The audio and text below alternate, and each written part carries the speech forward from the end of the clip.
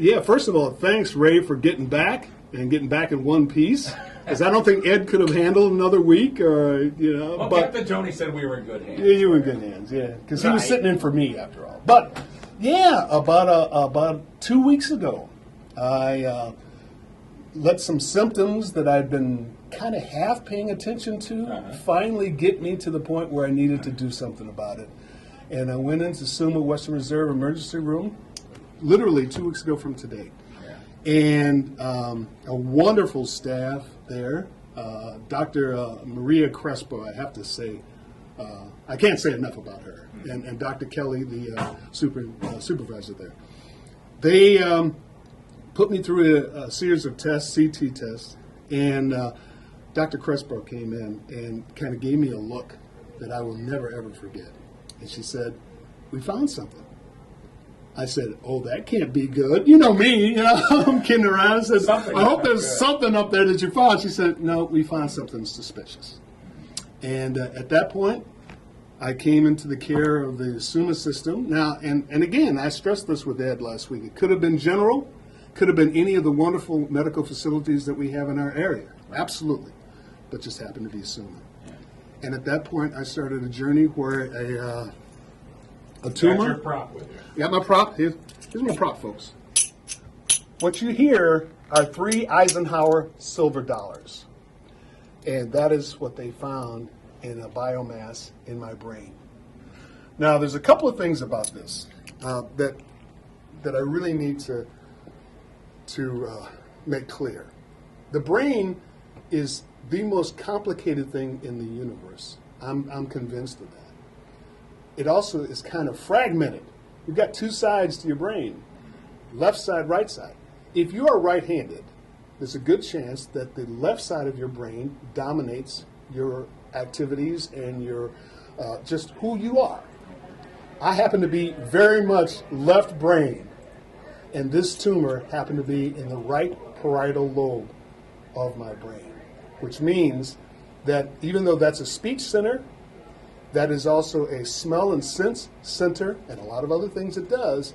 Because I am so left-brained, as you can hear, there's no diminution of speech, just not much. It's amazing. It is. There are little tiny symptoms that are still here, that are still there. I have no weakness on my left side, or any place really.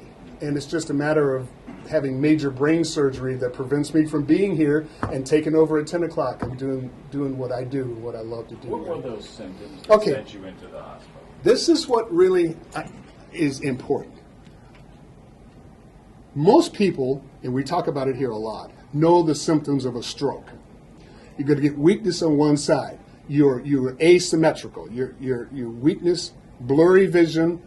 There could be slurred speech. Could pass out. These are symptoms that I know very well about stroke because it's been in my family. My dad's brother had a stroke, and I watched it early. None of that happened. I was standing in the studio in early March, not this studio, one of our other studios, and it felt like somebody unplugged my arm and my left arm and my left leg. Unplugged it. Didn't go totally numb. I didn't lose weakness. I just lost the sense of it.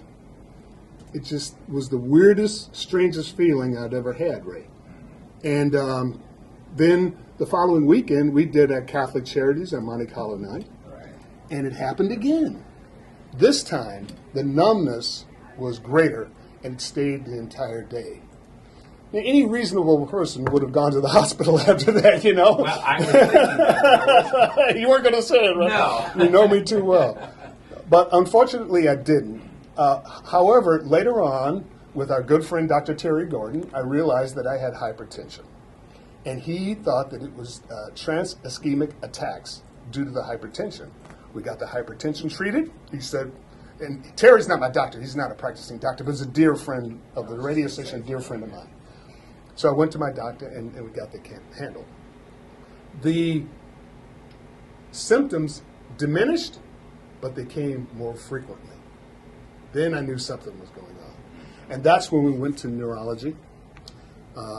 And ended up in the emergency room. And between the fine work of two incredible neurosurgeons, Dr. Paul Hertzfeld and David Donich in the SUMA system, and all of the other neurological people who were involved in this case, they were able to extract this tumor, that's like I said, size of 3 Eisenhower several dollars, and to get me back on a really, really quick mend.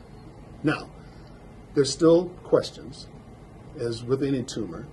It still has to be considered brain cancer, even though I love the paper today when they're taking away some cancer terms for certain diseases, and that's fine.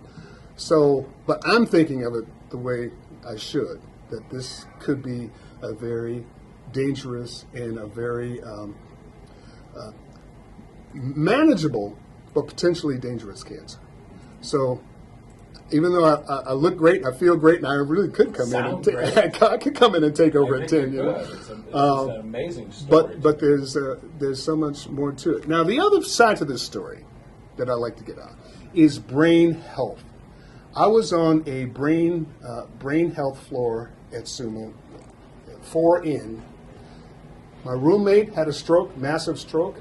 Other people on the floor were dealing with massive stroke. We're dealing with other type of brain health, brain disease issues. And it was almost like not just their life was taken away from them, but the life of their families. I mean, if you suddenly could not talk to anybody or no one can understand you, the level of that is just remarkable. And as I kind of walked around and was getting better and feeling as lucky as I feel, I guess rightly so, I started to see that there, but for the grace of God, go not only I, but anybody who doesn't pay attention to this stuff. And like I said, these symptoms were very subtle. Pay attention to your blood pressure. You know, get exercise. Do the things that you need to do. Eat right.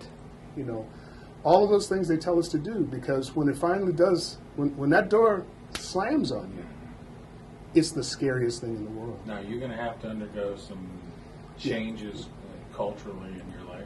Not really, but the chemotherapy and the radiation therapy will alter what's going on. I plan on coming back on a limited schedule on August 19th, which Bob Dyer wrote about this morning. He said it had a tumor the size of Pittsburgh. Thank you, Bob. I don't know if you saw that. It was very funny. He's just trying to say it's angry. He said it was mad bad. Yeah. But I can come back on the air with doctor's permissions by the 19th, and then ramp it back up to 100%.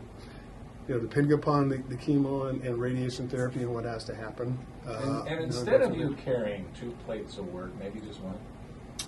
Well, that might have something. It might be kind of hard to do, Ray. You know, it might be kind of hard to. Ray said he would take over and do some stuff.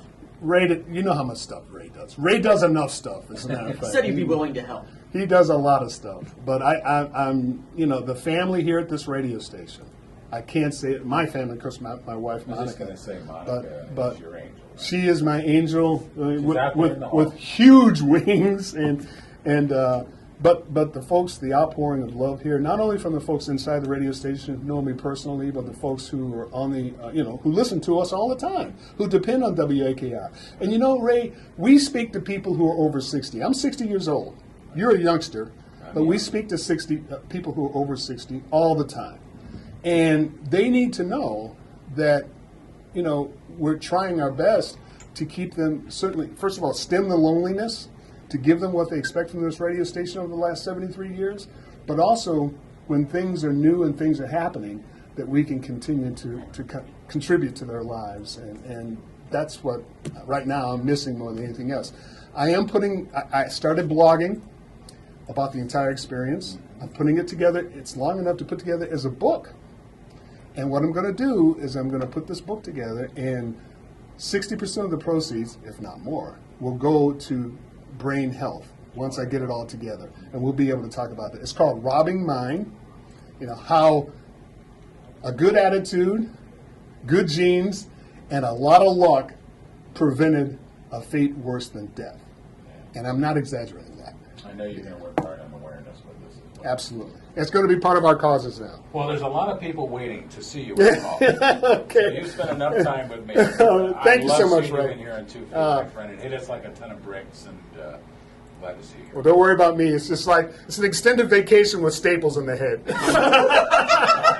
Tony, thank you so much, Ray. Joe McGee from Channel 5 is here, and he wants me to probably repeat everything I just said.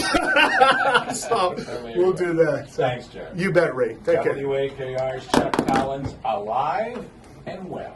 1590 WAKR.